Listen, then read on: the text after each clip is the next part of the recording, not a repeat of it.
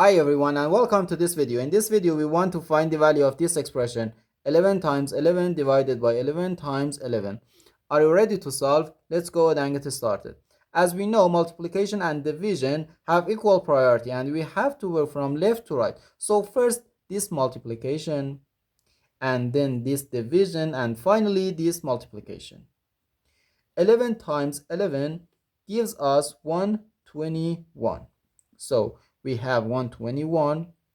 Let's recopy, divided by 11 and times 11.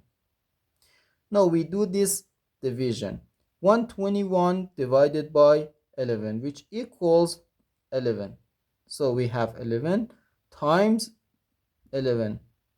11 times 11 gives us just 121.